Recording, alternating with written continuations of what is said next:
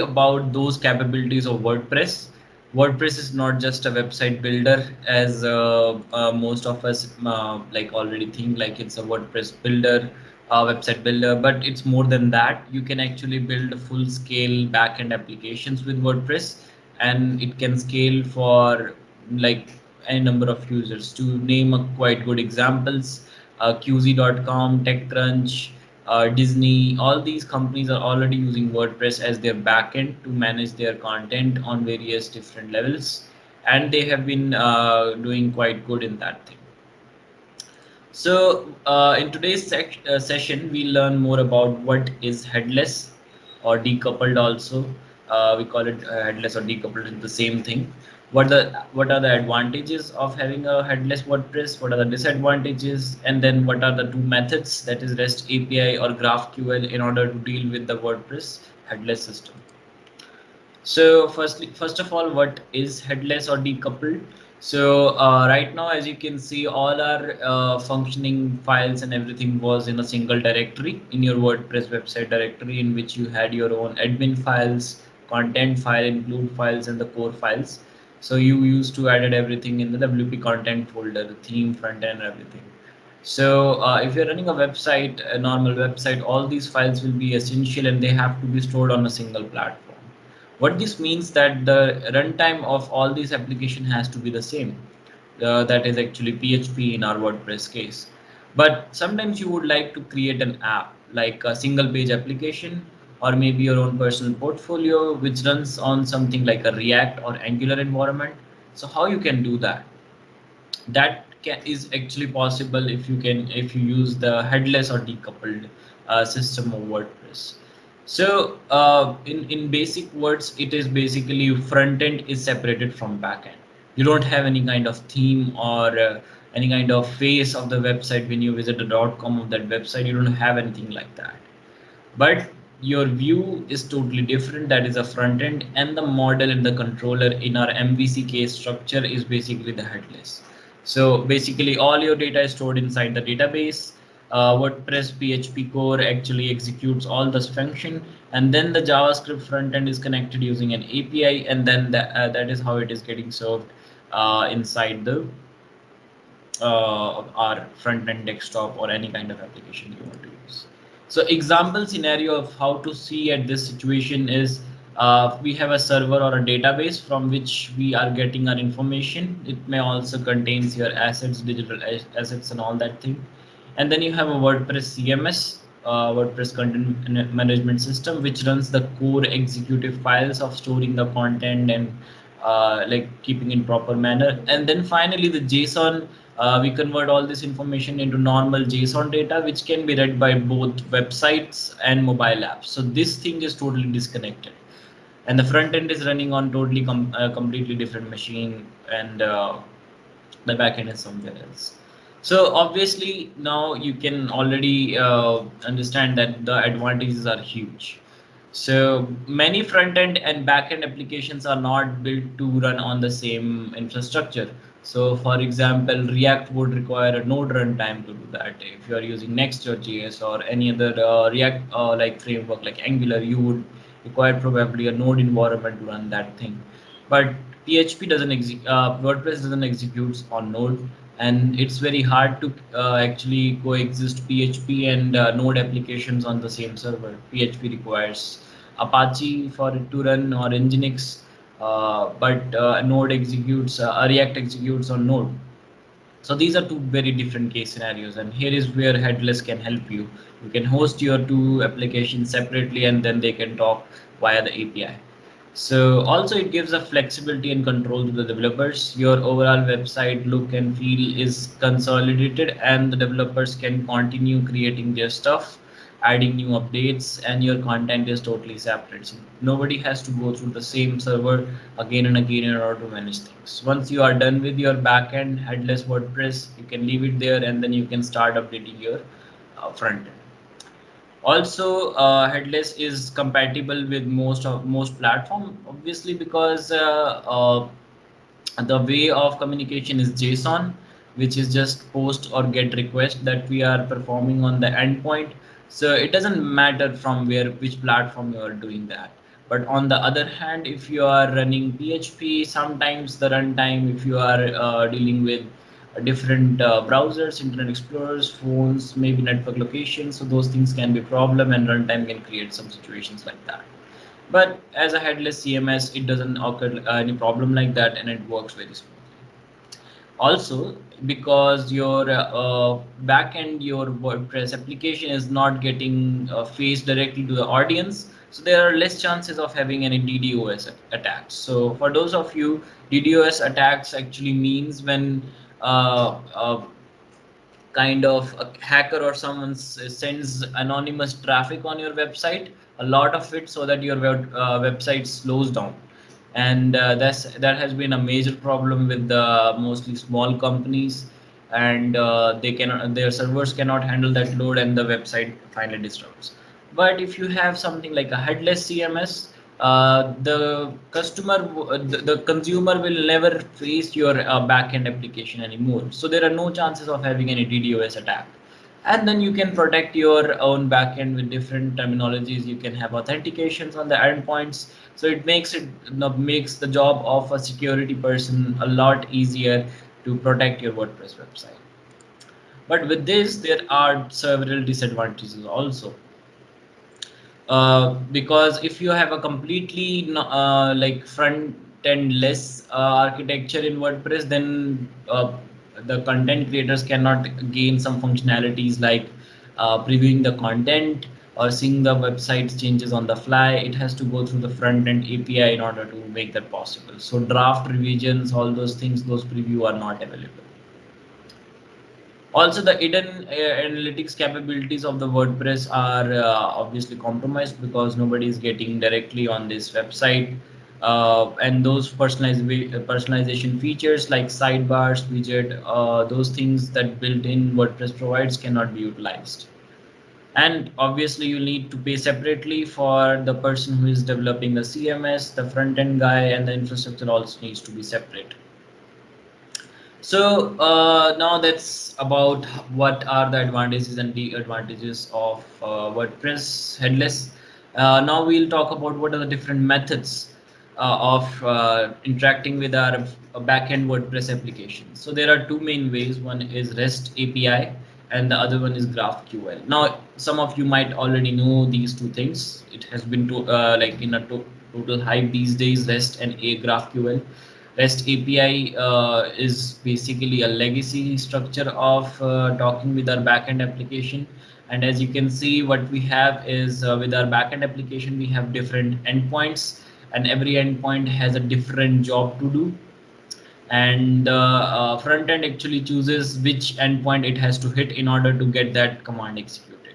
So it's kind of legacy structure. Most people are doing that. WordPress offers a REST API since WordPress version 3, which is very long ago, and now it also have a WordPress REST API version 2, which is more robust than the previous one.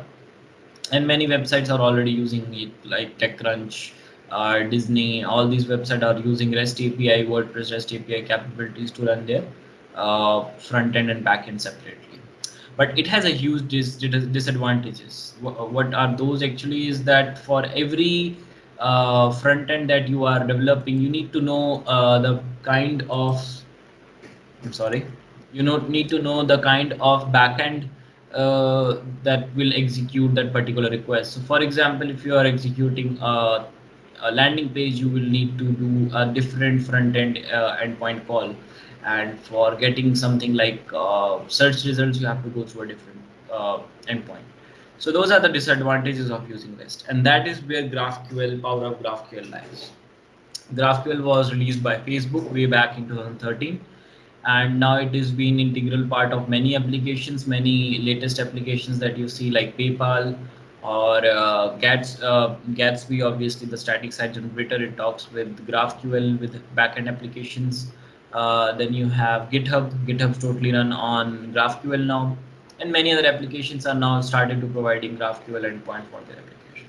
So the basic difference that you can plot between running an application on GraphQL endpoint and REST API endpoint is the difference in making the calls.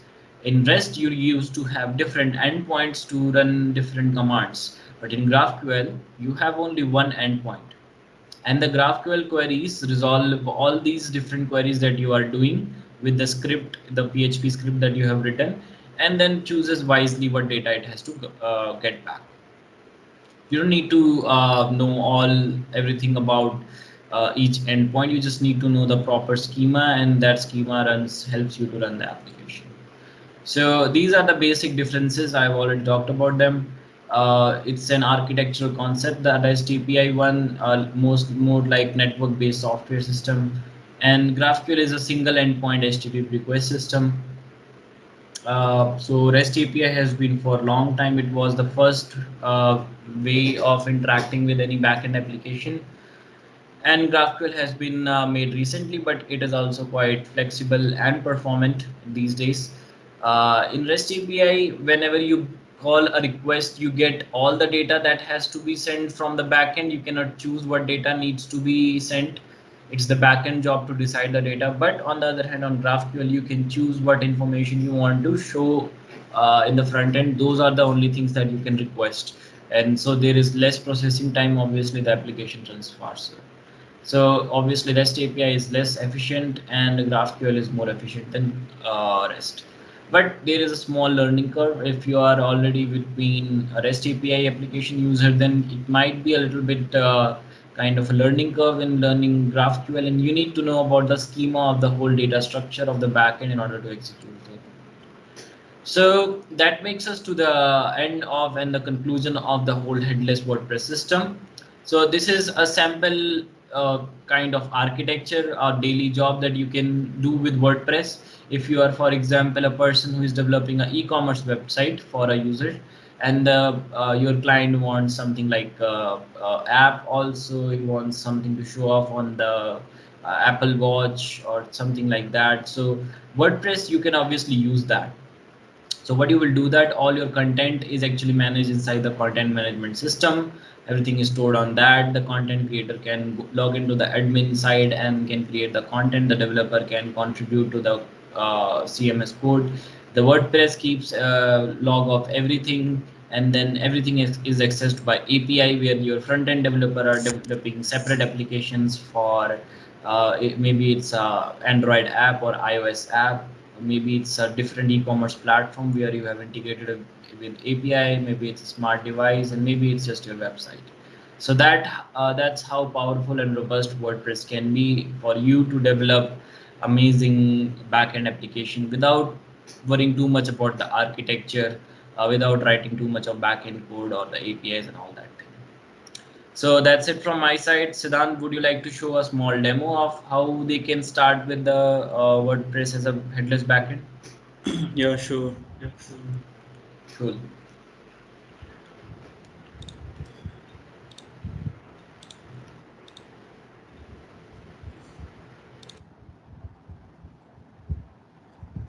So for GraphQL, you need a client to run the GraphQL queries.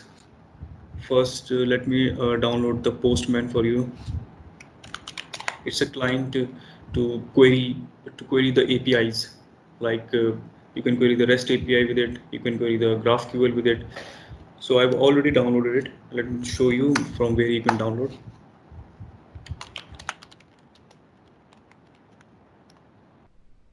Right, download Postman Google,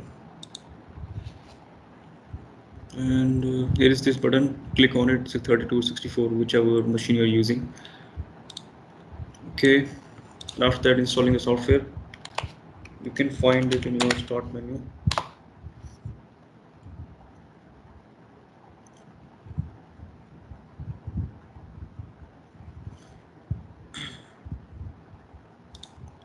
And let me see my website is running or not.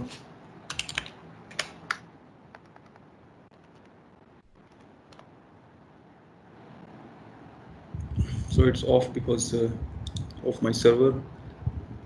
I haven't started it.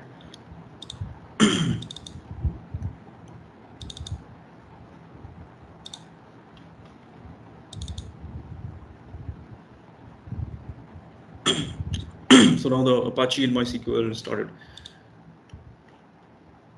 So head back to our Postman client and type here your endpoint, which is going to be, let's do query for REST APIs, and after that we'll see for GraphQL how we can set up GraphQL on a WordPress and how we can use the endpoint.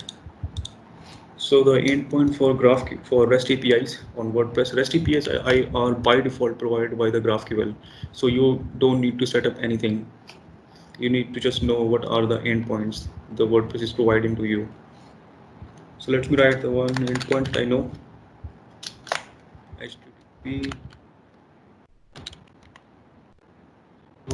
This is the endpoint. It starts like this. This is your website address, and after that forward slash and a WP JSON of that WordPress and version, which version it is, and what you want to get. Let's say let's hit this thing first. See what you will get.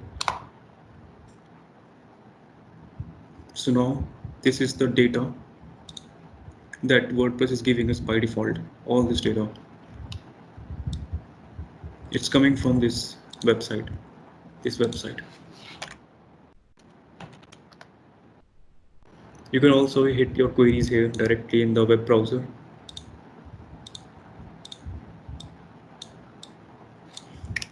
You can see what data it is providing. Like this. Here it is the all data which your website is emitting right now through the REST APIs. And REST APIs works on GET requests. And there are various endpoints. So there is not a particular single endpoint. You need to change the endpoints every time you want your data. So let me hit one more endpoint by forward slash posts. It will give you all the posts that your WordPress has. So this is all post. Post starts from this. It has an ID 144 and content. This is. So let me, if I want only single post, how will I get it? By going to your endpoint forward slash and your post ID. So this is a single post you are getting like this. And the documentation you can find for WordPress endpoints on WordPress website, obviously.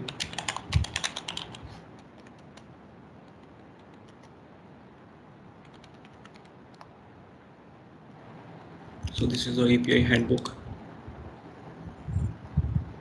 for REST APIs.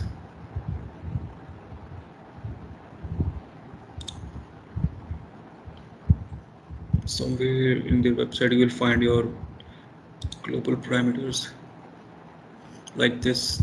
It starts this an author ID. You can put parameters like this for querying extra information within a post.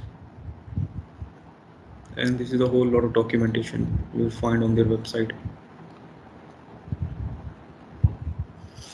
So let's talk about GraphQL, how we can set up our GraphQL on our WordPress website, because right now we don't have any plugin to handle the GraphQL requests. Let's try to hit the endpoint of GraphQL without setting up.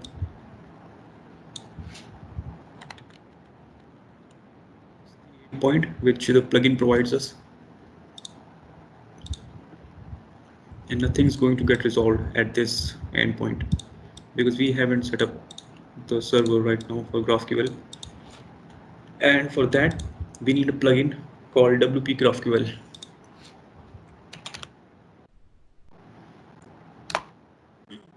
This is the website of WP GraphQL which they provide us.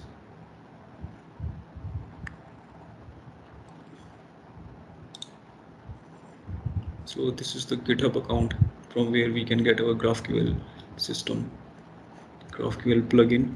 And if you want to download it, you need to go to the releases section. And here it is the latest version, which 12 days ago they released it, and they keep updating it. So it has a really good support. If you have any questions, just go into the issue section or ask on Google. It will give you definitely. Download the zip file.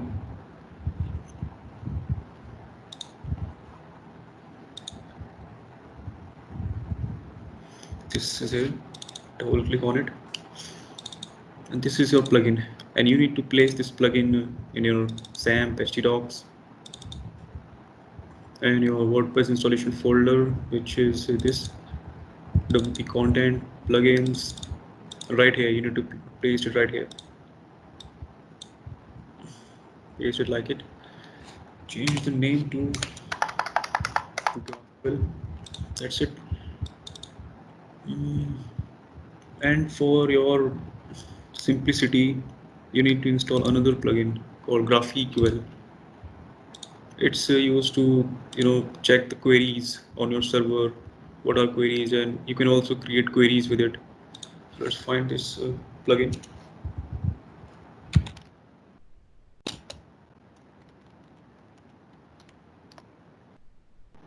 So this is your GraphQL. Go to the releases section. It's also source code. Download the source code.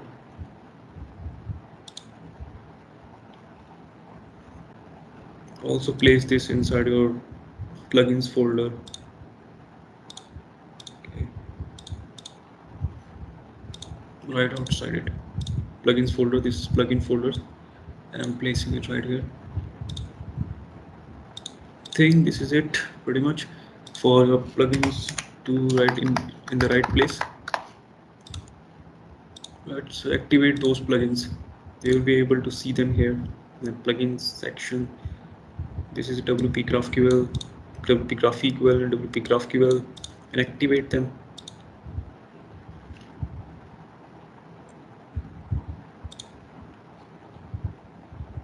And we will be able to see a GraphQL section here, which this plugin provides. You click over it, you will be able to see the fields that you can get from this GraphQL client. There's a lot of fields here. If you want posts, you go to the post field, click on it, and edges node. If you go to the edges, you get this cursor. If you don't go to the edges, direct to the node, you don't get this cursor, and cursor is responsible for paginations. If you do further, you'll know what is it. So let's get the title of the edges, and so these are the individual post nodes. GraphQL works as a node and edges system. Nodes are related to each other by edges, and nodes are resolved by the GraphQL. So nodes or each individual node is a post and the title. Let's get this information through our Postman. Now it's set up, and now let's hit this endpoint. Now we are getting the GraphQL error. It's good because we now know that our GraphQL plugin is working. So now resolve this issue. You need to go to your body. First you need to set your headers, and you can set them by a key value content type and its value as application JSON. And going in the body section, insert the GraphQL. So this is already I have written the query. Let's write it again. So this is a root query, and after that a post, and then edges and nodes, node, and title of each node. When you hit enter, they're still getting the error, right? Let's see what is it. And if I go to change it like GraphQL, now hit. So there's some issue right now.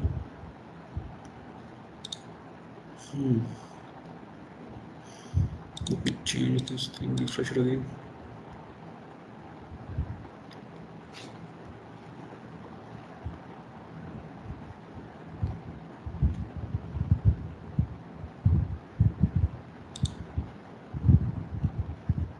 So it isn't processing the request right now. Couldn't refresh the schema. Please try again. So post, edges, node, and title. This is how the request goes. Inside application GraphQL. Let's change again.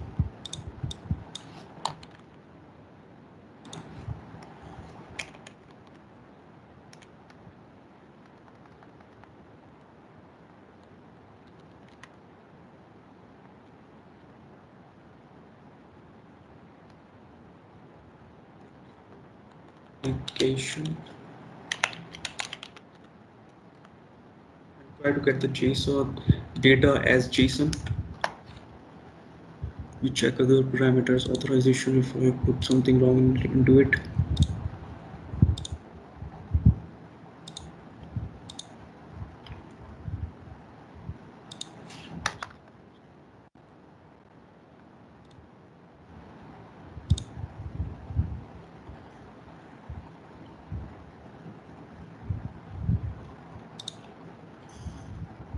So let's change this to raw and text and hit the enter again.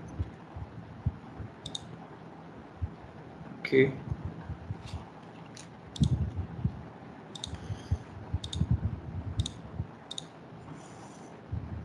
So there's also a plugin called GraphQL, which is not inside your WordPress installation. Let's check there what's going wrong.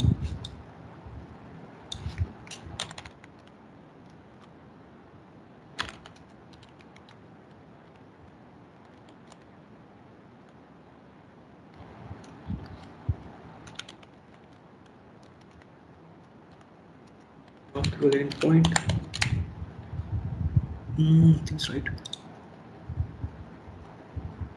Let's see.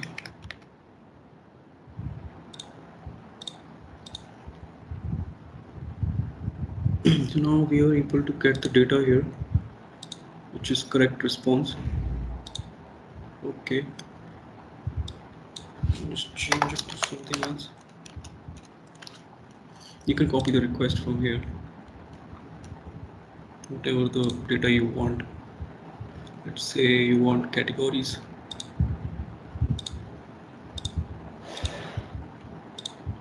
So it will return you each category which is present on the server right now.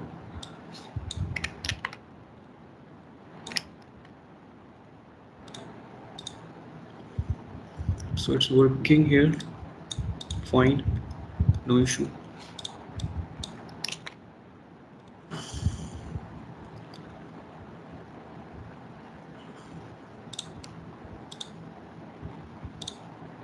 Oh, sorry guys, it's not a get request, it's a post request actually.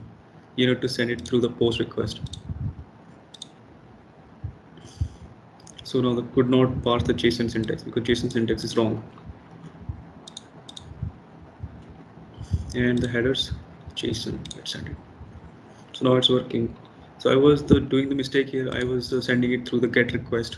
So the GraphQL works on post request because it has to send some data to the server, and data will know what data we want from the server. That is why it wasn't working. So now it's working, and you can change the query here, like going in the body section in the GraphQL and sending the data like that. Suppose I've copied one more query of categories and selecting it, pasting it like in the section of GraphQL in bodies, checking the headers. It should be application JSON, and the pull request should be post. Now I'm able to get the data like this. Apart from this, there are there are more plugins for GraphQL configuration. Let's see them too.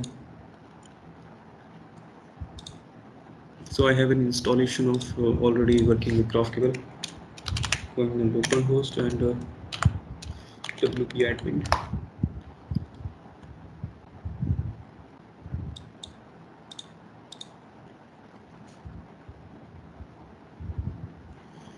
And inside my plugin section, I have WP GraphQL custom post type. This will enable you to get your custom post types, which you will create on your, which we have created custom post types in our plugin section, and advanced custom fields. This is also so. Without these two plugins, you won't be able to get your custom fields and post types. And if you want to authenticate your requests, you can use the JWT authentication plugin and WP text query. If you want to query your custom taxonomies, for this you need to use this plugin. So there's a big open source uh, community present. You can ask the questions to them if you have any question or if you stuck somewhere. There's always somebody help you.